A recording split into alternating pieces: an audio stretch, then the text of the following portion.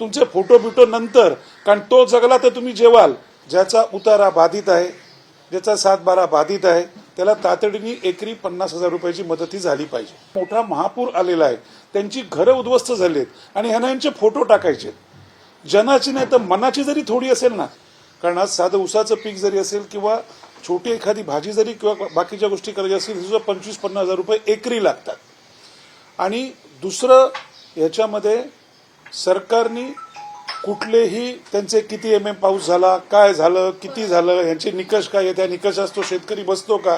सोपं आहे.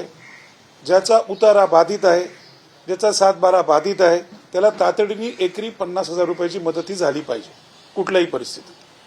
पण सर, आता जी मदत सध्या त्या ठिकाणी पोहोचण्याचं काम होत आहे किंवा सरकारकडून किंवा शासनाकडून किंवा राजकीय पक्षांकडून जी मदत त्या ठिकाणी पोहोचवली जाते, त्यावर आता नेत्यांचे फोटो देखील बघायला मिळतात.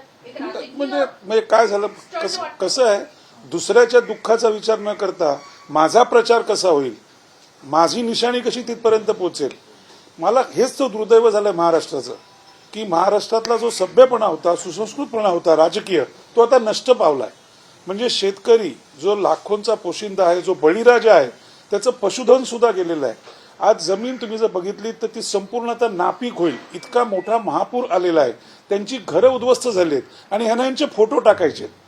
जनाची नाही तर मनाची जरी थोडी असेल ना, थोडी मनाची उरली असेल, तर निदान त्या बळीराजाचा विचार करा. आणि असली हे छोट्या गोष्टी करू नका. मदत करताना मी ह्या पक्षाचा आहे का, तो त्या पक्षाचा आहे का, ह्याचा विचार करू नका. कोणाकडनं मदत होते ह्याचाही विचार करू नका. त्या बळीराजापर्यंत मदत ही पोहोचलीच पाहिजे कुठल्याही परिस्थितीत. तुमचे फोटो बिटो नंतर, कारण तो जगला तर तुम्ही जेवाल, नाही तर आपले सगळ्यांचे फोटो एकत्र फ्रेममध्ये लागतील. बरोबर. पण मग आगामी स्थानिक स्वराज्य निवडणुकीच्या पार्श्वभूमीवर हा राजकीय स्टंट या ठिकाणी सध्या होताना बघायला मिळतोय का? कारण याच्या अगोदर 2019चा जो महापूर आलेला, त्यावेळेस देखील अशीच परिस्थिती होती, त्यावेळेस देखील टीका करण्यात आली होती. आणि पुन्हा एकदा काय आहे, ज्याची बौद्धिक पातळी कमजोर असेल ना, त्या स्थानिक स्वराज्य निवडणुका, इतर जिल्हा परिषदा निवडणुका, ग्रामपंचायती निवडणुका, ह्या आता गेल्या बाजूला. मी वेगळ्याच शब्दात सांगणार होतो, त्या गेल्यानंतर त्या गेल्या खड्ड्यात. पहिल्यांदा या महाराष्ट्रातील मराठी शेतकऱ्याचा विचार करा. तो पोचतोय तुम्हाला, शेतमालाला भाव मिळत नाहीये, प्रत्येक वेळेला कधी दुष्काळ पडतोय. आता ओला दुष्काळ का जाहीर करत नाहीयेत? प्रॉब्लेम काय आहे, अडचण काय आहे? इतर ठिकाणी छाती काढून पुढे येता ना तुम्ही एकसारखे, आम्ही हाव केलं आणि त्याव केलं. मग इथे या ना त्वरित पुढे, द्या ना एकरी 50,000ची मदत.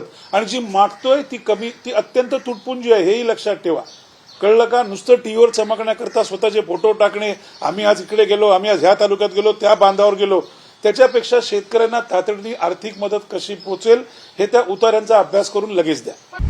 आता isakal.com आहे देशातील नंबर 1 ची मराठी न्यूज वेबसाईट.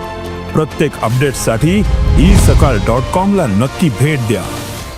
आता नेते आज मोठ्या प्रमाणात त्या ठिकाणी गेलेले बघायला मिळतात. मुख्यमंत्री आणि दोनही उपमुख्यमंत्री दौरे करताना बघायला मिळतात. राज्याचे सगळे मंत्री आहेत, त्यांना देखील आदेश देण्यात आले आहेत. आणि असंही म्हटलं गेलेलं आहे की दिवाळीच्या आधीपर्यंत या सगळ्यांना मदत पोहोचेल. पण महाराष्ट्रात आधीच मोठ्या प्रमाणात कर्ज आहे. मला वाटतं महाराष्ट्रावरती 9 लाख कोटींपेक्षा जास्ती कर्ज आहे. आणि हे नुसते दौरे करून जर सगळं साध्य होणार असेल, दौरे त्यांना करायचे असतील, त्यांच्या नियमात बसत असतील, दौरे करा. पण दौरे चॉपरनीच करताय ना, मग त्याच चॉपरनी परत या, अत्यंत तातडीची बैठक घ्या आणि त्वरित 24 तास, 28 तास, 72 तासामध्ये, 2 ते 3 दिवसामध्ये पहिली तातडीची मदत या शेतकऱ्यांना पोहोचलीच पाहिजे कुठल्याही परिस्थितीत. त्यांचं 100% पुनर्वसन करायचं आहे. फक्त त्यांना त्यांच्या शेतीकरता मदत नाही करायची आहे. पशुधन सुद्धा गेलेलं आहे, घरं उद्ध्वस्त झालेली आहेत, कुटुंब संसार उद्ध्वस्त झालेले आहेत. ह्यांना संपूर्णपणे शून्यातनं उभं करायचं आहे, ह्याचा विचार करा.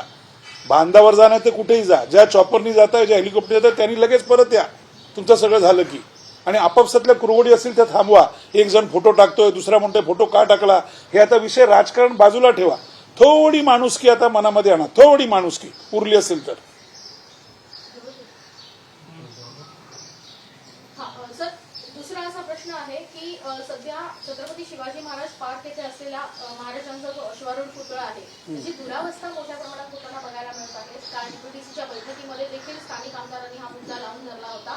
त्या ठिकाणी दुरावस्था ह्याच्यासाठी आहे कारण शासन लक्ष देत नाहीये, मुंबई महानगरपालिका टाळाटाळ करत आहे, कोणीही लक्ष द्यायला तयार नाही. मात्र राजकीय गोष्टी जेव्हा असतात त्यावेळेस राजकीय पक्ष मात्र मोठ्या प्रमाणात त्या ठिकाणी गर्दी करतात. स्वार्थाकरता महापुरुषांचे विचार आणि पुतळे वापरायचे, हेच यातनं आता आपल्याला कळतं. जर खरोखर अंतर्मनांमध्ये आपले महापुरुष असतील आणि त्यांना तुम्ही जर खरोखर त्यांचं पूजनीय किंवा त्यांचं पूजन करत असाल तर अशा प्रकारच्या गोष्टी मला वाटतं ह्या आमदारांना बोलायची काही आवश्यकता लागणार नाही. त्यामुळे सत्ताधाऱ्यांनी फक्त माझी खुर्ची कशी टिकेल ह्याच्यापेक्षा इतिहासात ज्यांनी शौर्य गाजवलं आहे, ज्यांचे पुतळे आपण उभे केलेले आहेत, त्याला व्यवस्थित सुरक्षितता आणि त्याची डागडुजी ही कायमस्वरूपी उत्तम प्रमाणात झालीच पाहिजे. छत्रपती शिवाजी महाराज समिती त्या ठिकाणी गठीत करण्यात तर आलेली आहे, मात्र कुठलंही काम होताना बघायला मिळत नाही. 1966 साली खरं तर तो पुतळा त्या ठिकाणी उभारण्यात आला होता, त्यानंतर काही वेळेस डागडुजी केली असली तरी आता मात्र पूर्णपणे दुर्लक्ष होताना बघायला मिळतं. हेच दुर्दैव आहे ना. गरज पडली की ते विषय पुढे आणायचे, गरज संपली की ते विसरायचं, हेच यातनं आपल्याला कळतं. परंतु जसं खरंच तुम्हाला मी सांगितलं, अंतर्मनात तुमच्या जर ते महापुरुष असतील, त्याच्या मोठ्या व्यक्ती असतील, तर तुम्ही त्याची नक्की दुरावस्था व्हायला देणार नाही. सर, एक प्रश्न असा आहे की शेतकऱ्यांना काल 2250 कोटींचं मदत जी आहे ती जाहीर झाली, परंतु एकरी 7,000 रुपये जर शेतकऱ्यांना पकडलं तर एकरी 7,000 रुपये येत आहेत. एक निविदा प्रक्रिया पुढे आलेली आहे की मुख्यमंत्र्यांचं जे वर्षा निवासस्थान आहे त्या निवासस्थानाची देखरेख असेल किंवा सोफा सेट असेल, इतर गोष्टींसाठी जे निविदा काढली त्याच्यामध्ये लाखो रुपये खर्च होणार आहेत अशा प्रकारचं त्यामध्ये निविदामध्ये दिसतंय. याकडे कसं तुम्ही पाहता? एकरी 7,000 काय भीक देताय का तुम्ही? साधं तुम्हाला मगाशी एक साधं गणित सांगितलं, भाजीपाला पिकवायचा असेल, साधा ऊस लावायचा असेल ना तरी 50 ते 60,000 रुपये एकरी खर्च येतो. आणि जर फळबाग असेल तर तो काही लाख रुपयांमध्ये एकरी असतो. ठीक आहे, भीक देताय का त्या बळीराजाला तुम्ही? हा अपमान आहे त्याचा. आणि एक लक्षात ठेवा, परत सांगतो, ही एकरी मदत हा विषय नाही आहे, ते संपूर्ण कुटुंब उभं राहणं हे महत्वाचं आहे. मदत करताना फक्त त्याचा उतार्याचा विचार करू नका. त्याचं पशुधन गेलेलं आहे, त्याचं सर्वस्व गेलेलं आहे, जो आपल्याला पोचतोय, ज्याच्यावर आपण जगतोय, ज्याच्यावर आपण राजकारण खेळतोय. आता आपण त्याच्या मागे उभं राहायला पाहिजे सगळ्यांनी पूर्ण ताकदीने. आणि सत्ताधाऱ्यांनी 100% 7,000 रुपये वगैरे हे असले काहीतरी फालतू मदत करू नका.